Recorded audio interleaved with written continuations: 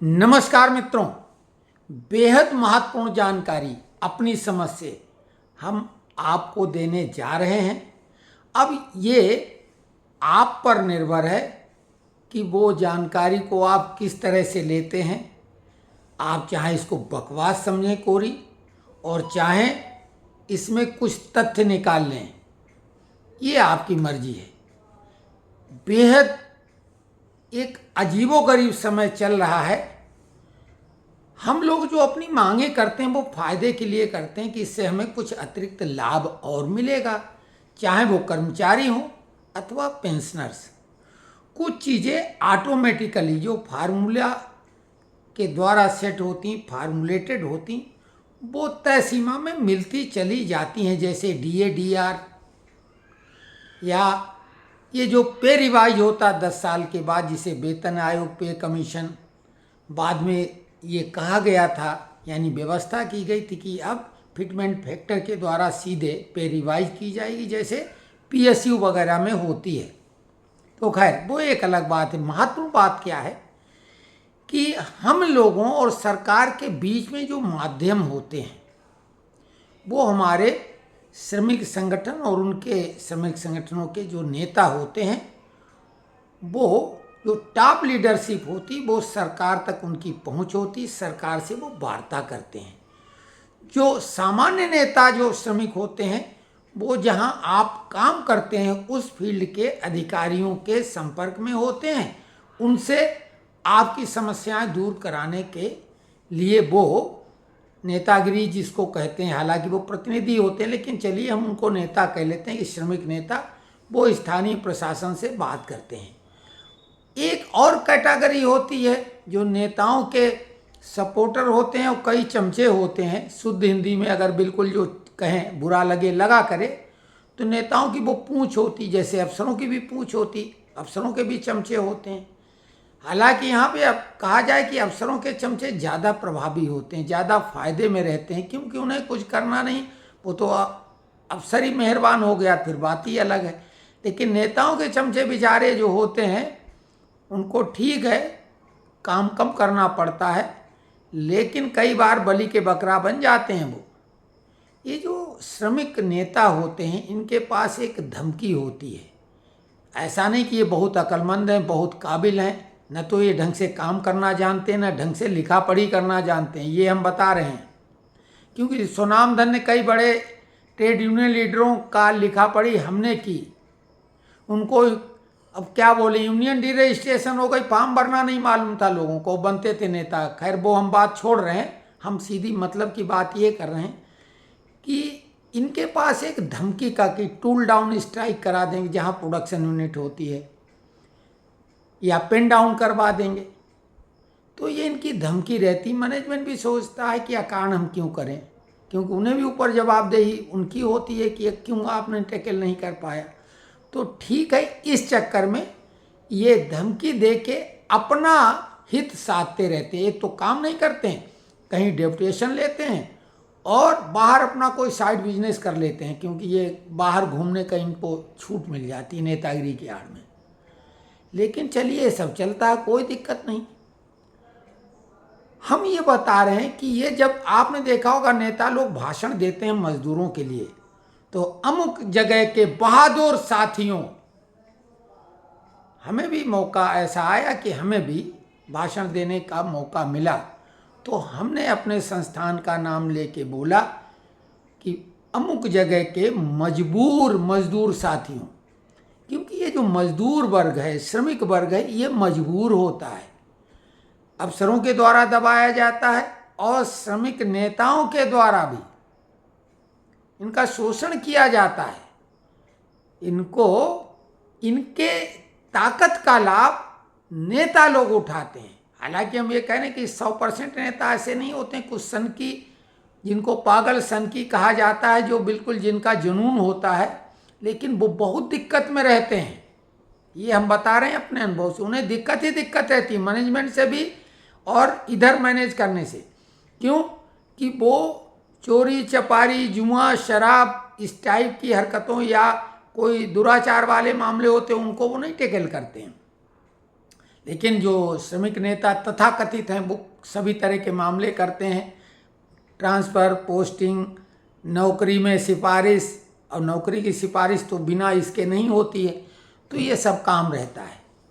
हमारा ये कहना है कि श्रमिक नेता का रोल जस्ट लाइक वकील, और अगर वकील जज को ये बोले नहीं हमारी बात ये माननी ही पड़ेगी, ये तो नहीं चलेगा ना। आप कन्विंस करिए, आप तर्क दीजिए, आप रूल्स रेगुलेशन का हवाला दीजिए, और अगर रूल्स रेगुलेशन में वो मामला नहीं बनता तो कन्विंस किसी तरीके से करिए, उसकी सहानुभूति, सिंपैथी गेन करिए। ये तो छोटे लेवल पे हो गया, लेकिन बड़े लेवल पर सिंपैथी का गेम तो बिल्कुल नहीं चलेगा। जैसे सुप्रीम कोर्ट, ऐसे गवर्नमेंट के सामने नेशनल काउंसिल का जो फोरम है वो आखिरी फोरम है, और वहाँ पर कोई इमोशन, कोई धमकी इतनी आसानी से काम नहीं आती, विशेषकर मजदूर नेता, क्योंकि इनके पास केवल और केवल एक धमकी है, बहिष्कार और स्ट्राइक। आपने देखा किसान संगठन भी बात नहीं करें, हमारी बातें माने ही लो, किसी की नहीं मानेंगे हमारी, यानी वो धमकी कहलाती है। आप ये बताओ कि धमकी, किसानों के लिए तो कोई रूल्स नहीं, ना उनका सेंसरशिप हो सकता है, न उनको कोई मेमो दिया जा सकता है, न उन्हें कोई चार्जशीट दी जा सकती, न उन्हें सस्पेंड किया जा सकता है। लाठी चार्ज भी पुलिस उन पर करने से बचती है, क्योंकि नहीं तो वो और उग्र हो जाएंगे। लेकिन श्रमिक नेता जो आपको उकसाते हैं, आप नौकरी अपने परिवार के उदर पोषण के लिए कर रहे हैं, और आपको भड़काना, मतलब मैनेजमेंट अगर कुपित हो गया तो आपके ऊपर तरह तरह की कार्रवाई हो सकती हैं और होती भी हैं। तो कुल मिला के ये आपकी ताकत को धमकी के रूप में इस्तेमाल करते हैं। ये बहुत ही आपत्तिजनक और गलत है, क्योंकि वही दौर आने वाला है। इस समय ये जो माहौल बनाया गया है कि वर्तमान सरकार हार चुकी है, ज़बरदस्ती कुर्सी पे बैठे हुए हैं प्रधानमंत्री, की नहीं अब नहीं बनना चाहिए, तो किसको बना दिया जाए भाई। यूपीए 1, यूपीए 2 की सरकार तो बेहद कमज़ोर थी, लेकिन उनके जो कारनामे थे वो चर्चित अभी भी हैं। तो कुल मिला के ये तौर तरीका जो देश के दुश्मन है अंदर और बाहर के, उनके इशारों पर ये सब काम हो रहे हैं। और आपको एक बात और बता दें, ये जो श्रमिक नेता विरोध करते हैं, इनका यही तो रवैया रहता है। आपने जैसा पार्लियामेंट में देखा, आते हैं, शोर शराबा करते हैं। अरे भाई, वहाँ पर आप कोई तर्क रखो, अपनी बात रखो, अपने प्रश्न पूछो, सरकार उनका उत्तर देगी, और नहीं देगी तो जनता तो देख रही। उसी प्रकार जब कोई बड़ी मीटिंग होती है, उसके मिनट्स होते हैं, कार्यव्रत की जो मीटिंग की बैठक में आपके एजेंडा थे और सरकार की तरफ से क्या उत्तर दिया गया, तो उसमें आप अपना वजन भारी बनाओ ना। सरकार धांधलेबाजी करेगी तो आप दिखाओगे, देखिए हमने ये बात इस तरह से रखी थी, वो मिनट से सत्यापित होगा। आप बाहर कुछ भी बोलो अनाप शनाप, इतने बेवकूफ़ लोग नहीं हैं। आपकी वही बात हम मान पाएंगे जो कार्यव्रत यानी मिनट्स में उल्लेखित होगी कि आप श्रमिक नेता ने ये मुद्दा उठाया था। पहले तो एजेंडा आपको देने पड़ते हैं, और फिर डिस्कशन में अन्य में कुछ भी कवर होता है, तो उसमें मिनट्स में आपकी काबिलियत जाहिर होती है। तो उसमें आप अपनी काबिलियत, क्योंकि आपके अंदर है ही नहीं, आप तो ब्लैकमेल करना चाहते हैं, उस सरकार को बदनाम करने के लिए उपक्रम बनाते हैं, पहले बड़ी बड़ी बातें करते हैं और ऐसी आशा बंधवाते हैं कि ये हो जाएगा, वो बाद में इस तरह का माहौल बनाते हैं कि कुछ होने वाला होता तो बहिष्कार कर देते हैं। तो ये सब हम बोल रहे हैं इसलिए कि अभी जिस तरह का माहौल बनाया जा रहा है, क्योंकि जो सबसे खतरनाक स्ट्राइक हड़ताल है वो है रेलवे की, जो कि निकट भविष्य में ऐसी कभी हुई नहीं है। और इस बार ऐसा हो सकता है कि देश को अस्थिर करने का जो षड्यंत्र है वो चुनाव में तो फेल हो गया। परिणाम भी अगर गड़बड़ आता, 400 पार होती तो गृह युद्ध होता, वो सब फेल हो गया ईश्वर की कृपा से, प्रभु राम की कृपा से। लेकिन अब ये लोग शांत तो बैठने वाले नहीं। अब एक खुरापात किसान के नाम पर आपने देखा, और कोर्ट भी उन लोगों के हाथ के खिलौना बने हुए हैं, कानून की किताब से हटके निर्णय दिए जाते हैं। अभी किसानों को रोका गया था दिल्ली आने से, क्योंकि दिल्ली में जिस तरीके का वो हुड़दंग करेंगे, एक सीमा के बाद तो सरकार को एक्शन लेना पड़ेगा। और जो संगठन हैं या ऊपर जो उनके आका हैं वो चाहते हैं कुछ किसान मारे जाएं पुलिस की गोलीबारी से या लाठीचार्ज से, जैसे भी है, फिर इनको मौका और मिल जाए। ये है मेन उद्देश्य।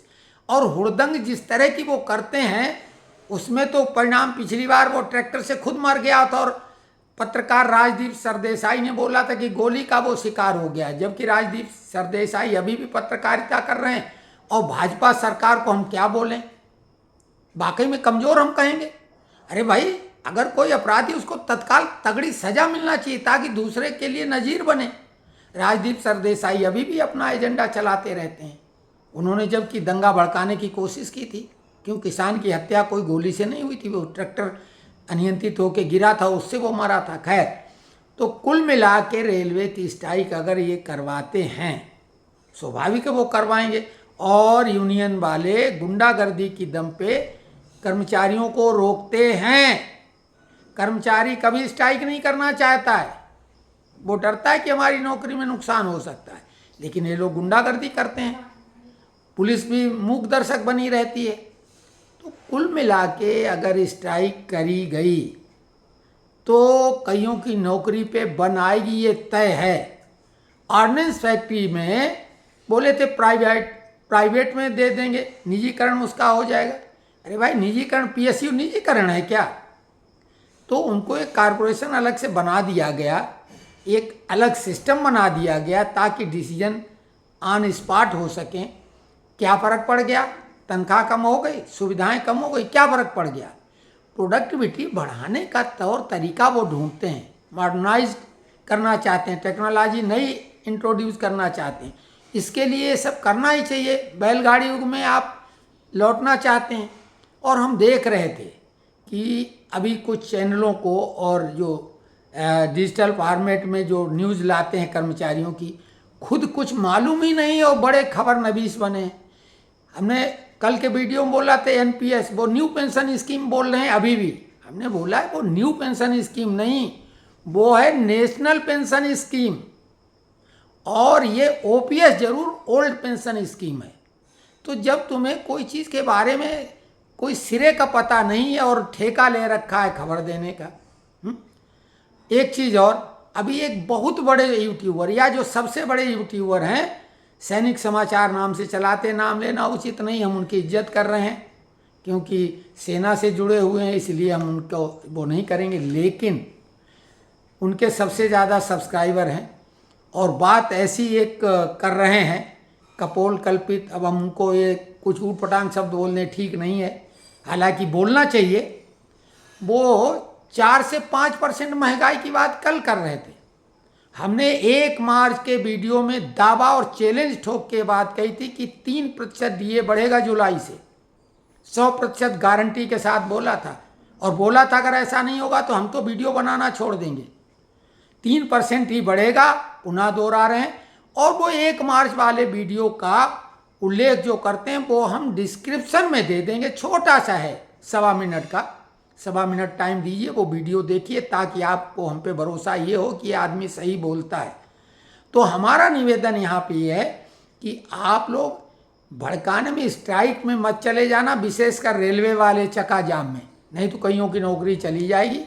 और ये जो श्रमिक नेता हैं इन्हें अपनी काबिलियत बोलो दिखाएं, क्योंकि इन्हें डिस्कशन करना नहीं आता और समस्या डिस्कशन से हल होगी। लेकिन इनकी नियत ही नहीं है समस्या हल करने, क्योंकि अगर समस्याएं खत्म हो जाएंगी, मांगें पूरी हो जाएंगी तो नेता भी खत्म हो जाएंगे। इसलिए ये समस्याओं को बढ़ाना चाहते हैं, उनको खत्म नहीं होने देना चाहते हैं, नहीं तो इनकी नेतागिरी भी खत्म हो जाएगी। और रिटायरमेंट के बाद भी नेतागिरी, कुर्सी से मोह इतना है कि चिपके हुए हैं। कई मामले सामान्य से वो इनसे उठाए नहीं जाते। कोर्ट केस से जो मसले जीते गए हैं पॉलिसी मैटर वाले, वो इन्हीं की फेलियर है। ये फेल हैं तब तो कोर्ट में जाना पड़ा और कोर्ट में फैसला उनके हक में आया। कहाँ थे ये? ओपीएस का मामला अब ये क्यों ये इतना ताकत लगा के कर रहे हैं? ये 2004 से और 2014 तक कहाँ सो रहे थे? उसके बाद भी लंबे समय तक ये कहाँ गायब रहे? तो कुल मिला के जब उसका नाम से क्या फर्क पड़ता है? आपको लाभ से मतलब है, आप उसी में सुधार लाओ ना।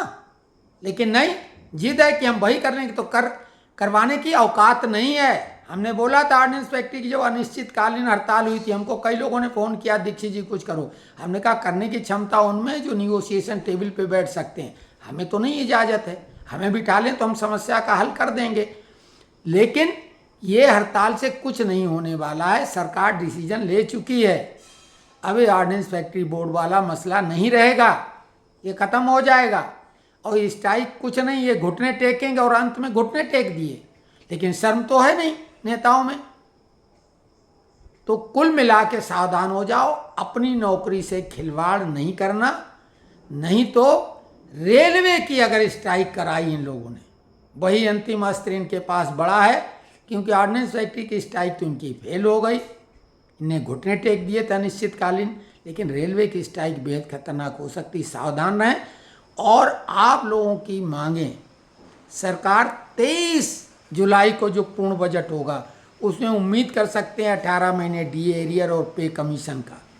कम्यूटेशन वगैरह के सब मामले कोर्ट में है, नेशनल इंक्रीमेंट का है, लेकिन कैबिनेट की बैठक के द्वारा उन पर भी निर्णय लिया जा सकता है। उत्तर प्रदेश सरकार ने, राजस्थान सरकार ने, गुजरात सरकार ने जो निर्णय लिए हैं, पंजाब सरकार, हरियाणा सरकार, कर्नाटक, तो राज्य सरकारें निर्णय ले चुकी हैं। तो वो सरकार निर्णय तो बहुत आसानी से ले सकती है, लेकिन नेताओं को वो बातें उठाना चाहिए। अब देखने के लिए आप लोग इंतजार करिए, 23 जुलाई को सरकार जब पूर्ण बजट प्रस्तुत करेगी तो आपकी बेहद महत्वपूर्ण कुछ मांगों को, विशेषकर पे कमीशन और 18 महीने के डी एरियर पे निर्णय ले सकती है। आपको बड़ी खुशखबरी मिल सकती है। धन्यवाद।